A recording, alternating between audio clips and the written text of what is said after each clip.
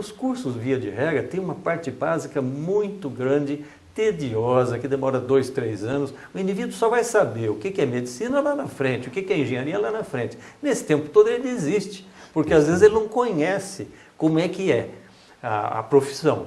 Na medicina se tentou fazer um caminho inverso. Mostrar primeiro o doente, a doença e a correlação dos fatos e fenômenos biológicos e tudo, o meio ambiente que leva aquelas doenças. E depois estudar anatomia, fisiologia, as disciplinas que geralmente são embasadas nessa área básica da medicina. Como é que é essa coisa? Será que nós temos que mudar um pouco o perfil dos nossos cursos para dar um pouco uma visão clara para o aluno desde o começo, o que ele pode fazer, do que ficar até o final e correr o risco de perder pessoas que podem não ter gostado da parte básica, mas que gostariam da aplicação profissional? Olha, eu acho que a gente deveria marcar um dia só para falar desse assunto, que é complicado.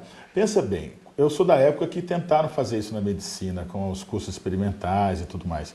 E não deu muito certo naquela época, hoje tem outras tentativas mais bem estruturadas, mas o principal problema é que os professores continuavam pensando como antigamente. Sim, então você usava uma nova proposta, mas as pessoas que estavam executando essa nova proposta tinham um pensamento anterior. E isso não funcionou, ou funcionou com muita má qualidade. Certo. A verdade é que você não pode ensinar um curso de culinária para o indivíduo ensinando para ele como é que funciona a química do alho. Não faz sentido. Tá certo. Né? Então, alguma coisa deveria ser feita. As faculdades são muito chatas.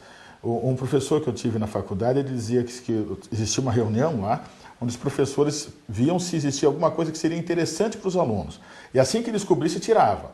Né? Porque os 2, 3 primeiros anos de medicina foram muito desagradáveis. Né? Você começa a estudar medicina, que a proposta é para a vida, com morto. Não faz muito sentido. A maior carga de horário que você tem na medicina é a anatomia no primeiro ano. Certo. Não faz sentido isso. Embora a anatomia seja extremamente interessante, ninguém entrou na faculdade de medicina para trabalhar com cadáver.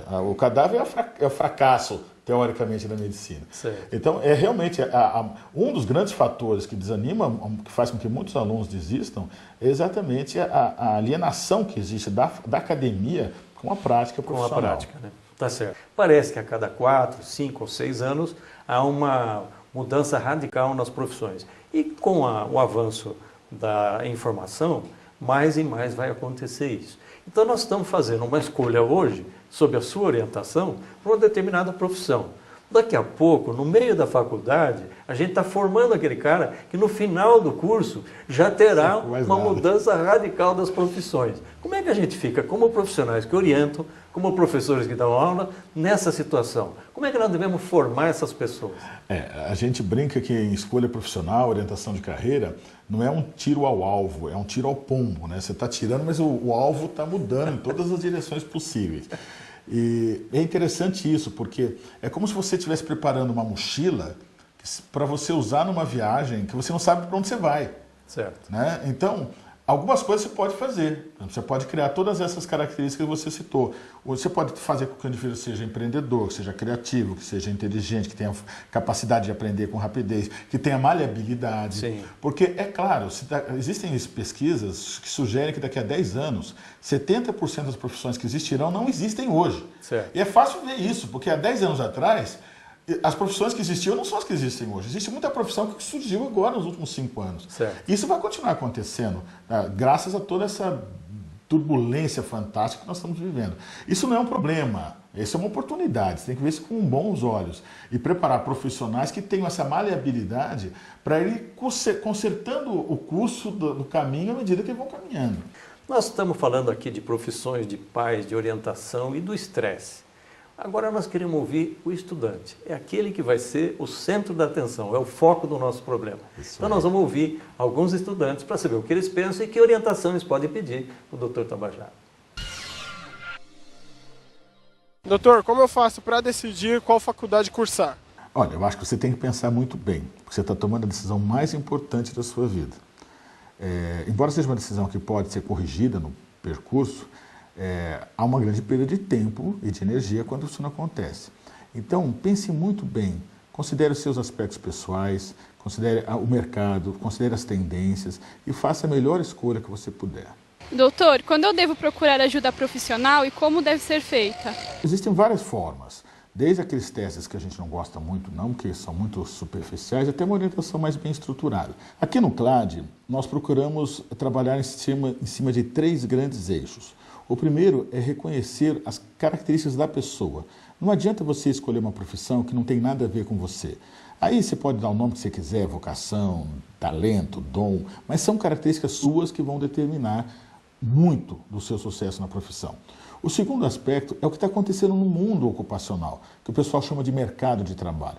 Eu prefiro chamar de mundo ocupacional, que é toda essa confusão, essa dinamicidade, essa mudança, as profissões se envelhecendo, nascendo profissões novas. Você tem que saber lidar com isso.